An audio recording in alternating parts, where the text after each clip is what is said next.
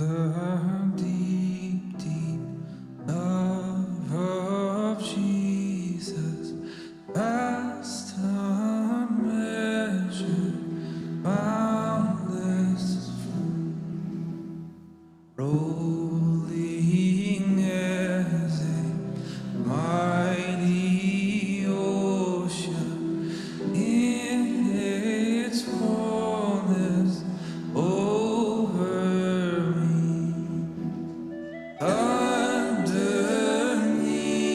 me, all around me is the current of thy love, leading onward to my glorious rest above. Please stand.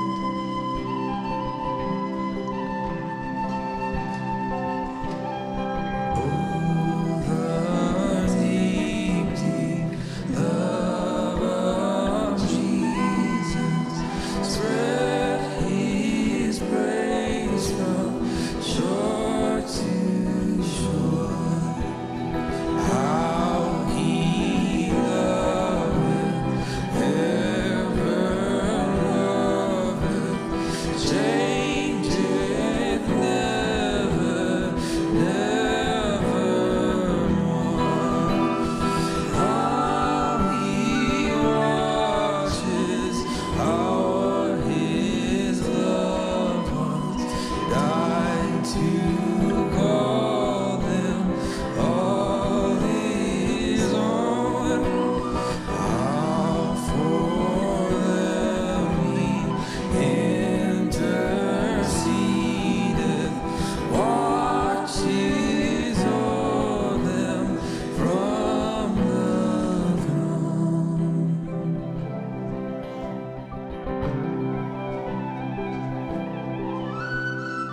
Oh, the deep, deep love of Jesus, love of every love the best. 'Tis an ocean vast of blessing, 'tis a haven sweet of rest. Oh, the deep, deep love of Jesus, 'tis a heaven, heaven to me, when He lifts me up to glory, for He lifts me up to Thee.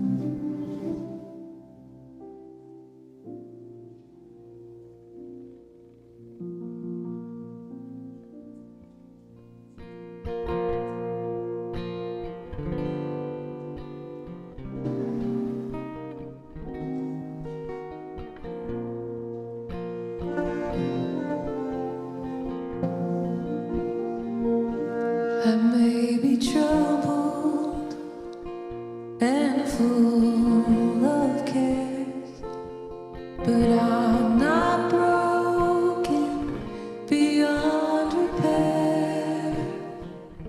When I'm worried, I cling to this: I am no savior, but Jesus is. I may be walking the road of pain, but He will guide me along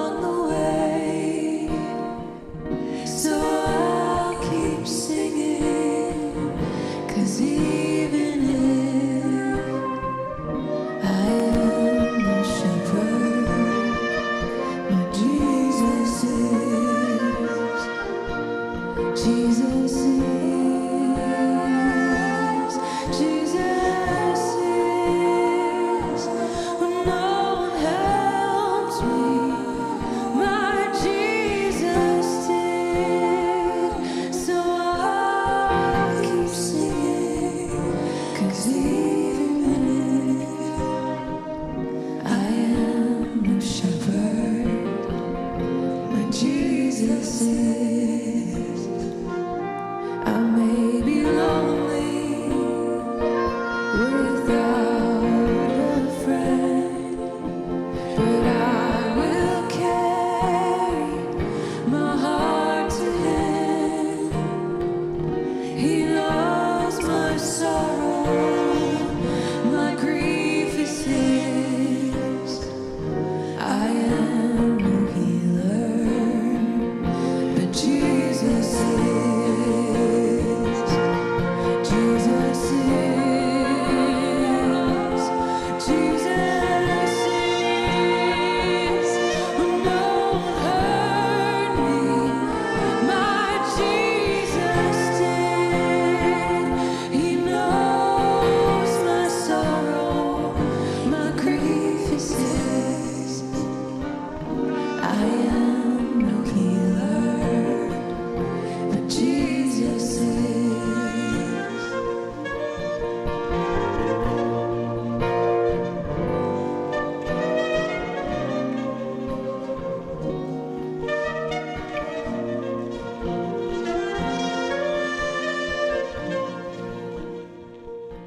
My eyes are weary, the night is long, but I'll wait for Jesus until He comes to reign forever.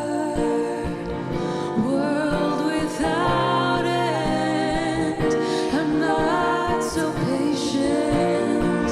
Oh, but Jesus is. Jesus is. Jesus is. So I'll keep waiting like Jesus did. He'll reign forever. World without end, I'm not so patient, but Jesus is. I am no savior, but Jesus is.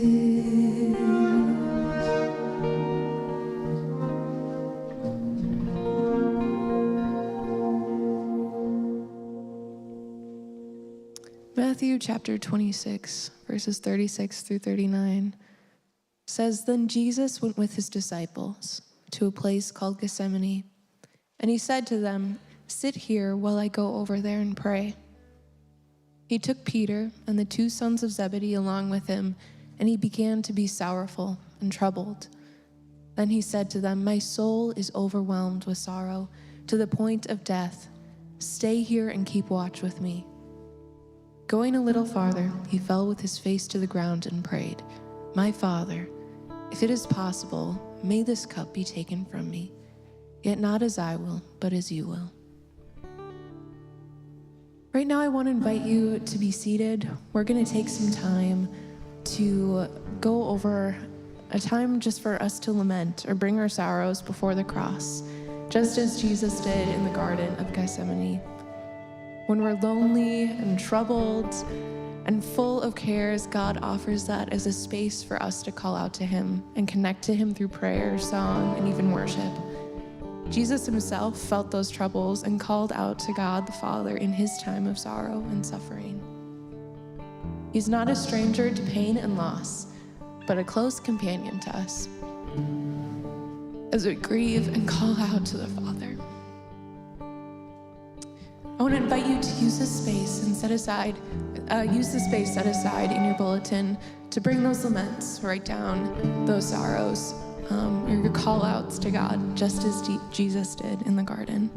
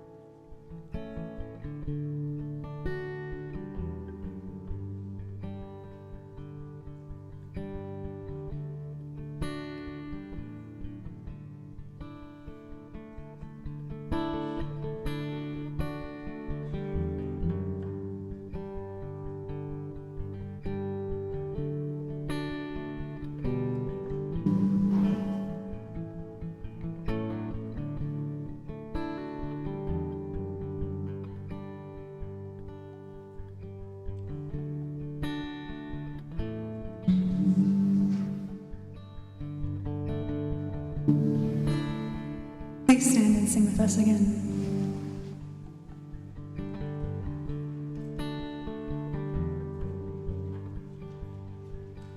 How deep the Father's love for us, how vast beyond all measure, that He should give His only Son to make a wretch His treasure.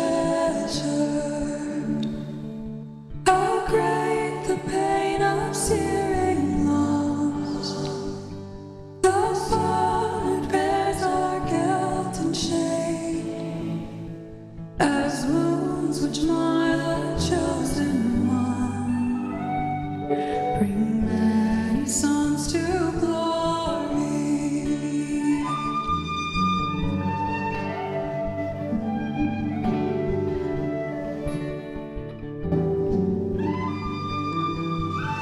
Behold the man upon the cross, my sin upon His shoulders.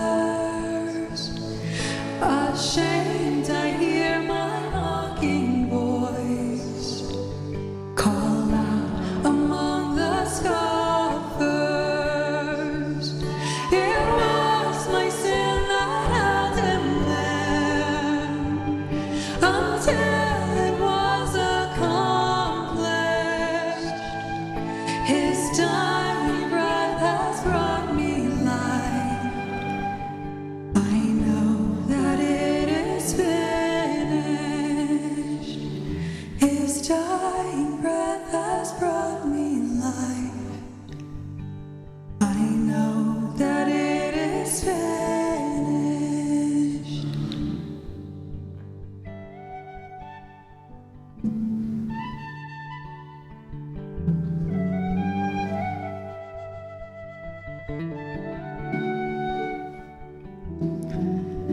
I invite you to join me in this call and response.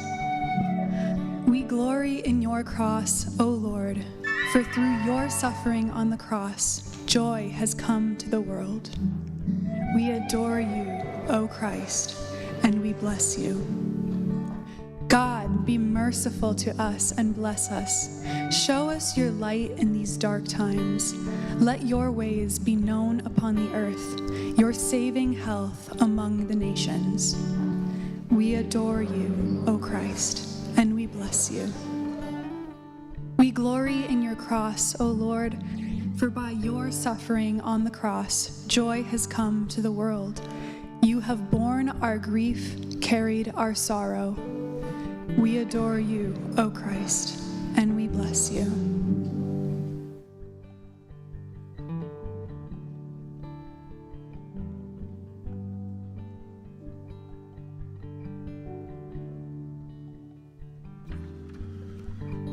You can be seated.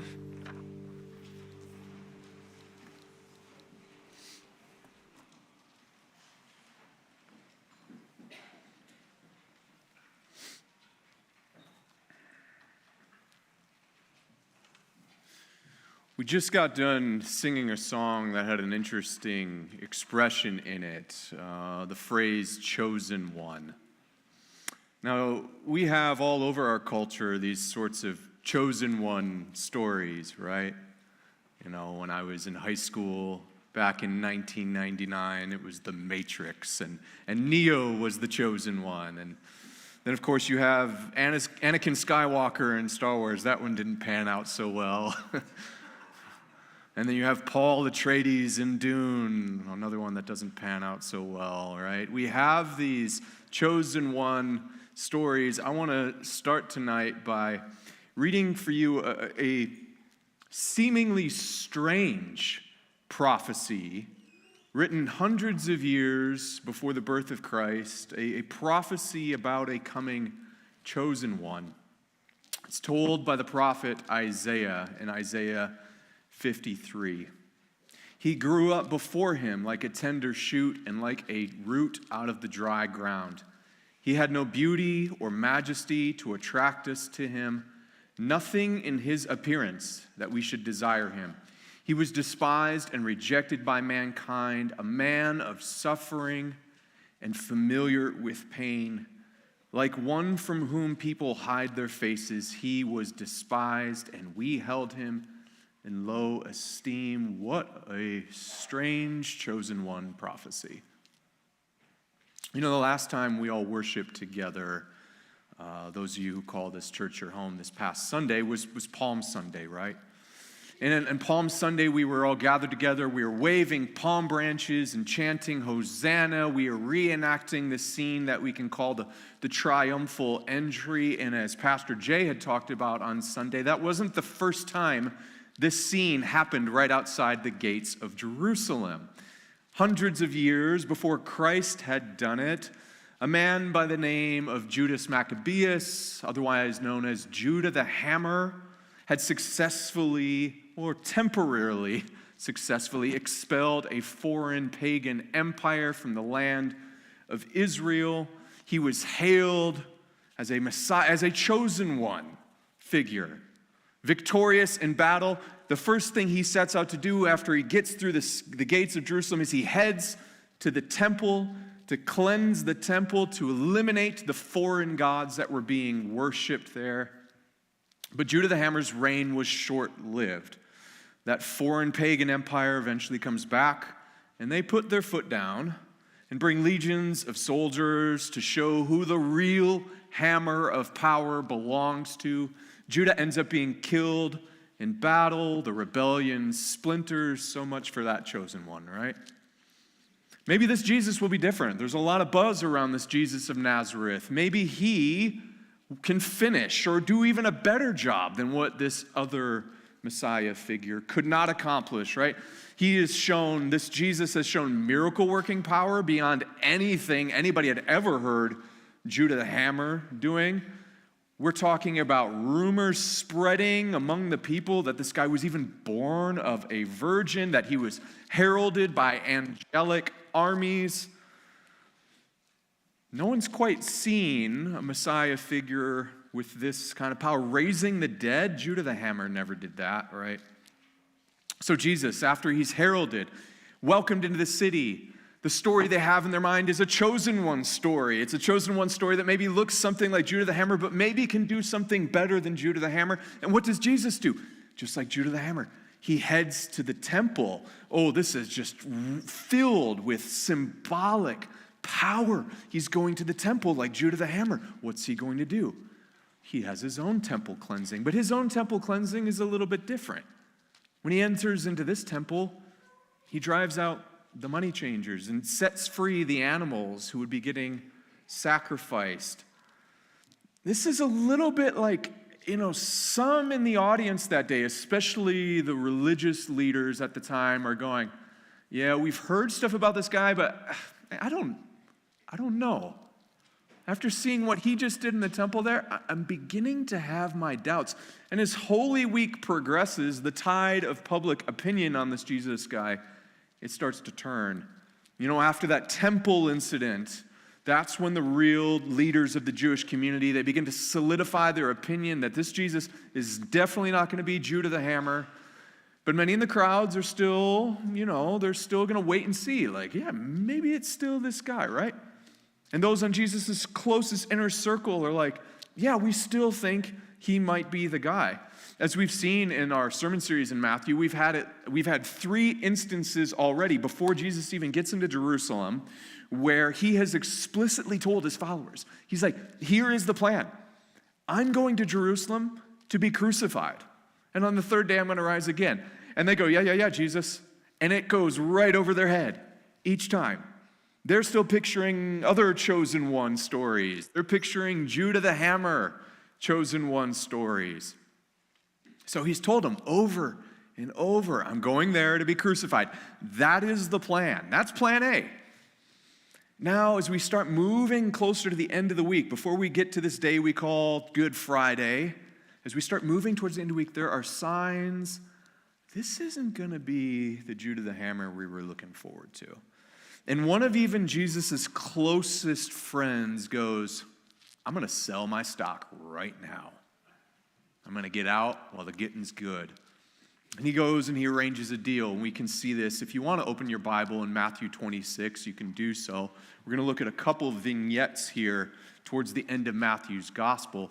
And we see here in Matthew 26, we see one of Jesus' closest friends, someone that he had spent probably at least 3 years with, on his inner circle. He's like, I'm getting out while the getting's good. Matthew 26, looking at verse 14. Then one of the 12, the one called Judas Iscariot, went to the chief priests and asked, what are you willing to give me if I deliver him over to you? So they counted out for him 30 pieces of silver. From then on, Judas watched for an opportunity to hand him over. We get to that Thursday night, and Jesus has his final meal with his closest friends, his closest followers. They're sitting around the dinner table. In fact, they're probably lying around a dinner table. They didn't have chairs, unlike the Passion of the Christ, where it's like Jesus made the first chair. That probably wasn't around. They're lying around the dinner table, and Jesus says to them, one of you is going to betray me. And another one of you is going to completely abandon me and deny me in my time of need. In my darkest hour, you will deny me. Boy, that's quite a dinner table conversation, Jesus. Boy, at this point, the disciples have that's a heavy conversation to be having around the table. You still might be holding out hopes that this is go time week, right? Remember, I talked about a couple Sundays ago how, the sons of thunder, James and John, a couple of Jesus' closest disciples, like they were ready for some thunder. Everyone's expecting, this is going to go down like Judah the Hammer. This is how it always goes down. We're going to war, violent rebellion, and it's getting into the end of the week, and they're going, we're getting ready for this thing, but this is going in a different direction.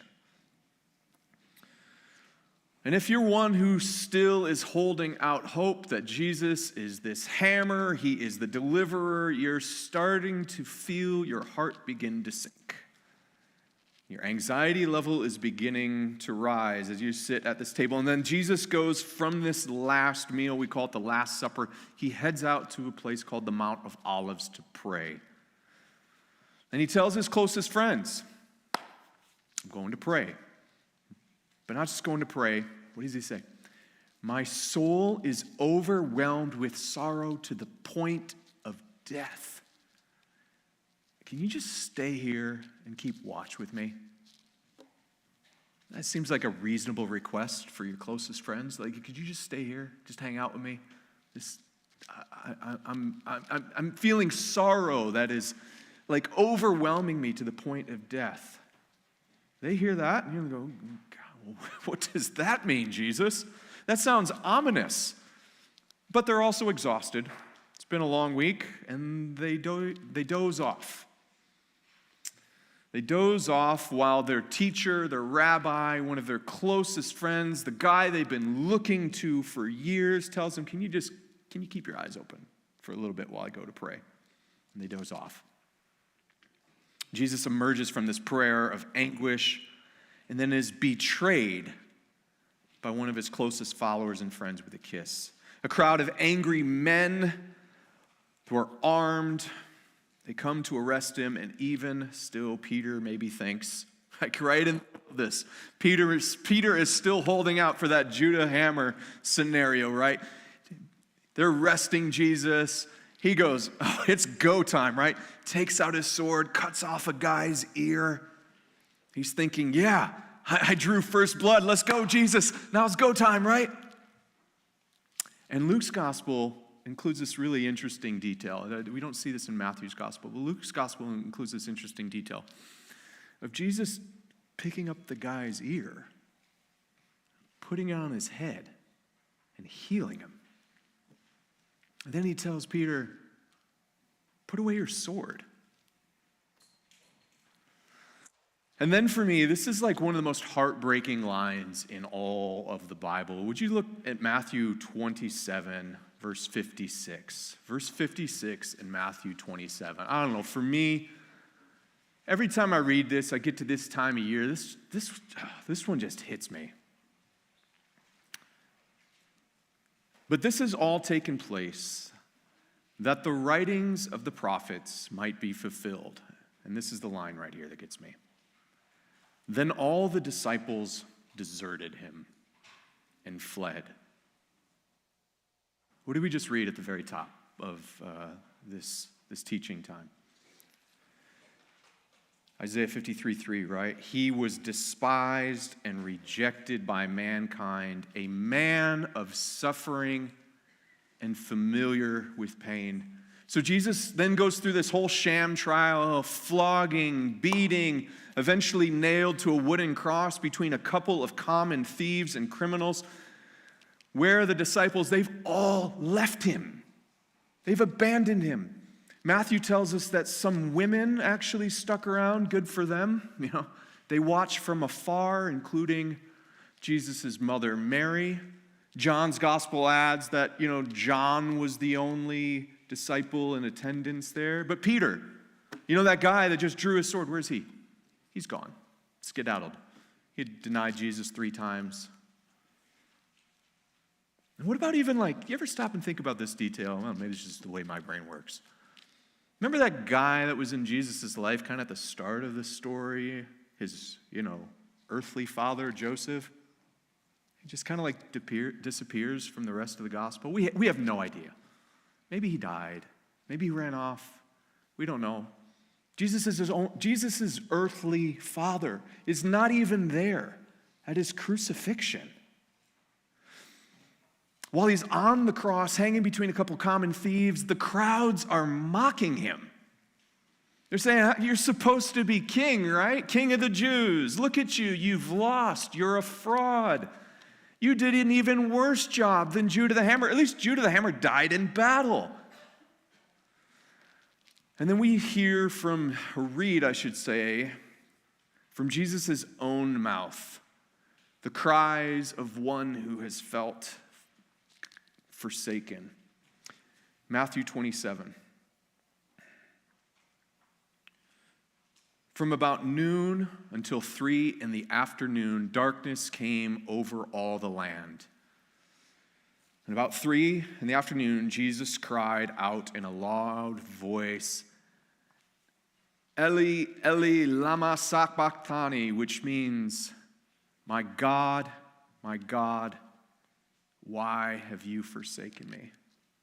So we all know in our kind of popular culture these chosen one stories, and they're a dime a dozen. You also have throughout in the Greco-Roman culture that is surrounding Israel at the time, people who've been very familiar with another genre of literature, what we could call the tragedy, the Greek tragedy. And at this point, if the story was to end right here, this would be one of the great tragedies of all time. If the story ended right here, this would top all of the Greek tragedy stories. And in these Greek tragedy stories, you have some common features. This actually maps on really well with the Greek tragedies. You have a great figure who gets brought low, a hero, usually someone of divine origin who falls from a great height. Jesus enters Jerusalem as a king. He's believed by many to be the Messiah, the liberator. But by the end of chapter 27, or I should say by 27 verse 45, he is undone, hanging in shame. The one who seemed destined for greatness is brought to ruin. It is tragedy. In these tragedy stories, we also see this reoccurrence that we can see in Jesus' story, where tragic heroes often stand alone in their final moments, abandoned by friends, misunderstood by the world. Here we see Jesus betrayed, denied, deserted. Even between the hours of noon and 3, it was almost as if the sun had turned, not the sun on the cross, but the sun in the sky had turned its face away. The sky turns dark. Darkness covers the land. If it ended here, Jesus would be the tragic hero of a cosmic drama abandoned by both heaven and earth. We also have in tragedy this other element that you could call emotional purging. This is the part of the story that the audience is intended to feel pity and maybe even feel a sense of fear. Jesus' agony draws out pity. He did nothing wrong. He's a sinless man. His suffering provokes fear, right? It's like, if it happens to this guy, what justice is there in the world at all? I want to speak to you, especially those of you in particular who maybe even this very day you're coming in and you're feeling a bit like your story is a tragedy.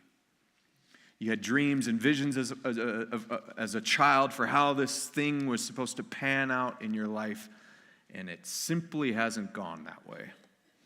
You know, your happily ever after you might have envisioned for yourself, the vision of triumphal entry into glory, whatever it might be, feels more like a series of failures. You know, and maybe some of these failures feel like they have been within your control. And you look back on your life and you go, yeah, I got myself into that situation. It's my own stupidity. I could have used a little bit more self-control, right? And we all got stuff we regret. But maybe some of you also, you might have a range of experiences in your life where it feels like the tragedy that's befallen you is outside of your control. Kind of like Shakespearean style tragedy. It's like where the fates just have it out for you. You didn't ask to get sick. You didn't ask to lose your job. You didn't ask to have your spouse or a parent abandon you. Right? Like this is the stuff that makes us go, God, have you forsaken me? Like some of the stuff we can pinpoint, right? We go, golly, that was really stupid. I smoked 5 packs of cigarettes for days, for decades, and I got lung cancer, right? We can point to some of that stuff and we go, yeah, that makes sense. But the unexpected, tragic loss of a family member. You were doing everything you possibly knew to do right in your marriage, and your spouse still abandoned you. It's hard. It's like the story of Job, right? Job does everything. Like that's the point of the story of Job. Job's the thought experiment where you go, can you picture the most righteous person living at the time? And let me tell you that this most righteous person has done nothing wrong at all. And yet, tragedy still befalls him. And, I don't know. That stuff, going through chronic sickness, going through like a job loss that feels like it derails everything, going through the loss of a spouse, a family member, a child, that all is bad enough. Like the pain of that is just bad enough in and of itself. But what makes it all worse is that nagging feeling that maybe you've had that goes, maybe God's abandoned me. I don't know if you've prayed this prayer before. I'll confess, I've prayed this prayer. Not exactly these words, but it sounded a lot like Jesus, like, God, why have you forsaken me? And I just want to encourage those of you that have come in and you're like, I prayed that prayer like 10 times this week, Paul. I just want to encourage you, first of all, as we can see in Jesus, it's not a sin to think those thoughts, to utter those prayers, to cry out to God, to wrestle with God and say, have you abandoned me? I also want to tell you that if God in the flesh has felt the weight of rejection, the pain of tragedy and betrayal, and was sinless, it just might not be all your fault. Finally, while I honestly, and maybe you would like deeper encouragement than this, I can't tell you how to fix it all. What I can do is I can invite you to look at the cross and hold out hope that maybe God hasn't abandoned you. He hasn't forsaken you. What Jesus prayed on that cross was not just a random cry of pain, it was a psalm. And it was actually Psalm 22 to be specific. And in this psalm, the psalmist, there's this like rabbinic tradition of kind of call and response songs. So you would lead out with a line from a psalm, in this case Psalm 22, and it would have lyrics at the beginning, but you all know the song, so you know how the lyrics go at the end. Jesus' audience and those reading the Gospel of Matthew, they know how this song goes. My God, why have you forsaken me? And when you dig into that psalm, you realize this doesn't actually mean that the one who feels forsaken has been in reality forsaken. That's not the whole song. I want you to listen to the response section of this song. Psalm 22, verse 24. This is the part we sometimes skip. This is the response section of that psalm. For he has not despised or scorned the suffering of the afflicted one. He has not hidden his face from him, but has listened to his cry for help. He has not hidden his face from him. I'm going to say that again. He has not hidden his face from him. Maybe you noticed, we tweak a lyric in one of the songs tonight, and we've done this for years. Maybe you didn't even notice it. But we tweaked a lyric in one of the songs that often gets sung on Good Friday. It's a lyric that goes, "The Father turned his face away." And that's a lyric that's born out of not reading the rest of Psalm 22. Because Psalm 22, if you know Psalm 22 and you get this rabbinic tradition, you know the response section is, the Father didn't turn his face away from the Son. He didn't abandon him. He didn't forsaken him. And you maybe have even heard explanations where all the sins of the world are carried on Jesus' shoulders, which is totally true, but that because of that, the Father couldn't look on the Son because it was just too much sin. He can't take it. He can't handle it. He can't look at it. But that's not what the Scriptures tell us. The Father did not turn his face away. The fellowship of the Trinity can never be broken. The Father and the Son have never been separated, even in the Son's experience of our pain and grief and sin and loss. No, the Apostle Paul says in 2 Corinthians 5, God was reconciling the world to himself in Christ, not counting people's sins against them. He has not hidden his face from the afflicted. And spoiler alert, I'm going to ruin this for Pastor Jay on Sunday, but maybe you didn't know this. The story doesn't end there on the cross. It's not a tragedy. All of the tragedy gets redeemed. Everything sad becomes untrue. There is a vindication coming. So, when the prophets foretold of this story, it wasn't a story about a warrior who would fight off one empire only to leave the human condition unchanged. That's what all the other Messiahs and Chosen One stories are about. Some guy that saves the world. They defeat the empire, but it doesn't do anything to change the human condition. Instead, the prophets like Isaiah prophesied of a Messiah who would change our very nature. And I've intentionally left out from reading the rest of this prophecy from Isaiah 53, but I want to read it for you now. Surely he took upon our pain and bore our suffering. Yet we considered him punished by God, stricken by him, and afflicted. But he was pierced for our transgressions. He was crushed for our iniquities. The punishment that brought us peace was on him, and by his wounds we are healed. God in Christ enters our tragedy. Every affliction, whether it was self-inflicted from your own stupidity, whether it's self-inflicted from your own transgressions, the things you did wrong, the sins that you have done, or whether that tragedy is because of the transgression of others or the presence of sin with a capital S. The thing that pushes everything towards decay and entropy, that causes everything to break down. Whatever the reason, Christ has entered into it and it has borne it upon himself. And the good news that we look forward to in 3 days in the resurrection is that that is not the end of the story. I want to invite you now, in that same bulletin where we took some time to lament, I want to invite you to consider and to take some time to reflect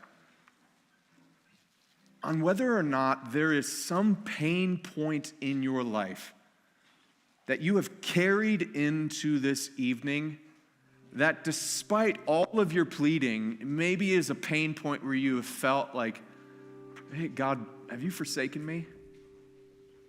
Maybe it's one of those tragic losses that feel a little bit outside of your control. Maybe it's a recurring sin, an area that you're like, I keep bumping up against this thing, and I know it's creating pain.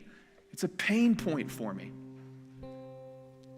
What I want to invite you to do is I want you to take some time now, and I want you to write down what that thing is.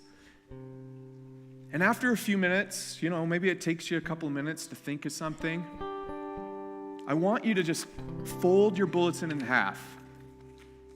And I want you to come up, whatever you wrote down, I want you to come up, and I just want you to come over to the cross.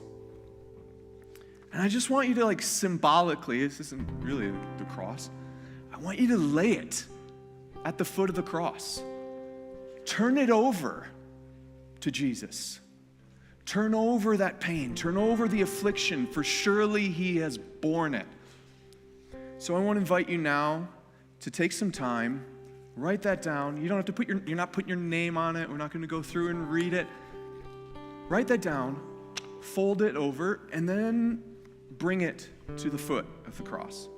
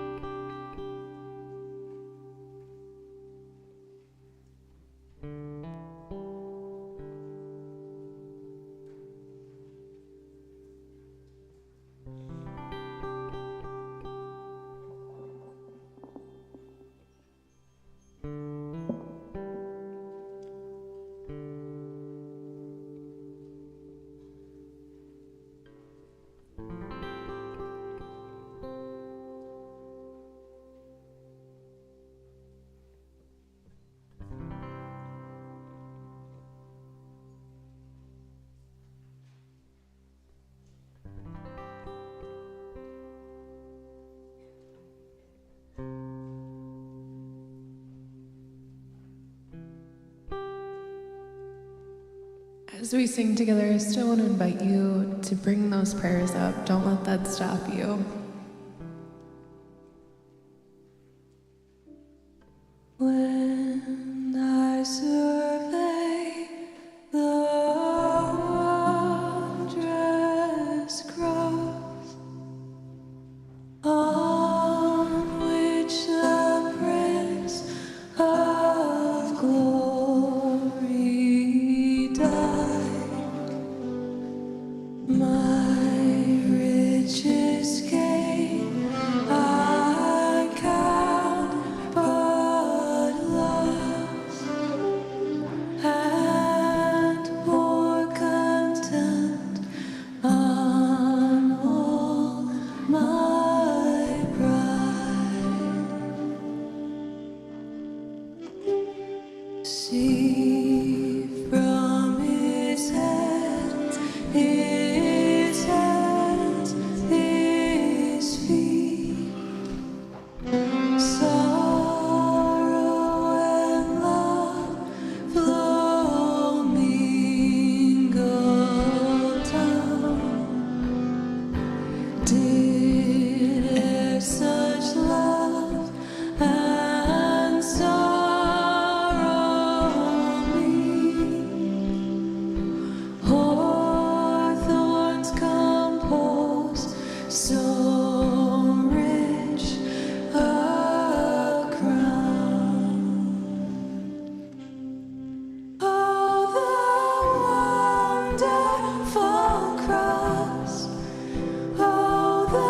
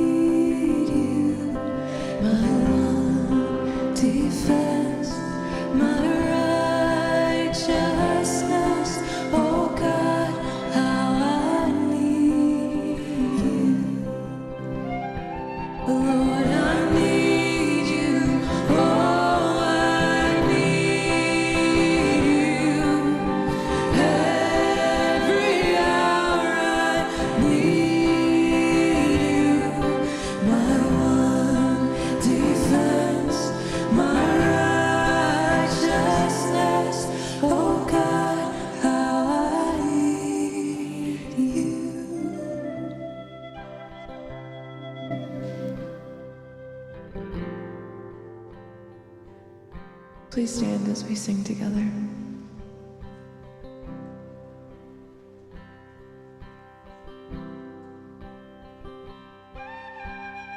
The whole realm of nature mine, that were in offering far too small. Love so amazing, so divine, demands my soul, my life, my own. Oh, the wonderful cross.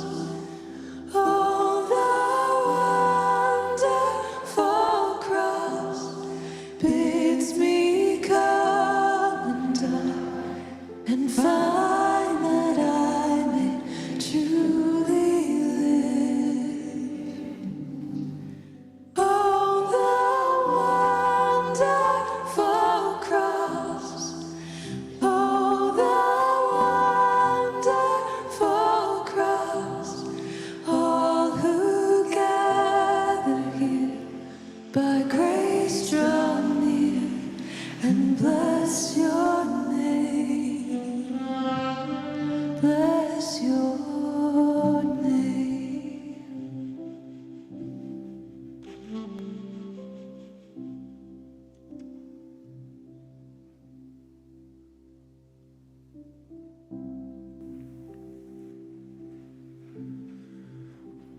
Well, this is Good Friday. The church has a tradition that we include in the saying of the Apostles' Creed that after Good Friday, many of these traditions from the past call Saturday the harrowing of hell or the harrowing of Hades. And there's this idea that Jesus descends into Hades. At this point, from the moment of the cross, the tragedy flips. And he enters into Hades as the liberator of humanity, taking the keys of sin and death. So tomorrow when you're sitting at home, you can picture Jesus harrowing Hades. That might be a happy picture for you, especially if you're waiting for him to intervene and to take your story from a tragedy into a redemptive story. And so I want to invite you. We don't have anything tomorrow, but we do gather back together this Sunday for the resurrection celebration at 9 a.m. and 10:30. If you're a regular here, I encourage you, invite a neighbor, invite a friend to come. We have 2 services, and there should be plenty of room. And another really sweet thing we get to celebrate in the second service, we will be baptizing people who are saying, I am going down in death like Christ, and I am being raised to new life. So it's going to be an awesome time to celebrate. May I pray for you as you leave and you head home. May the Lord bless you and keep you. May he make his face to shine upon you and to give you his peace. Amen.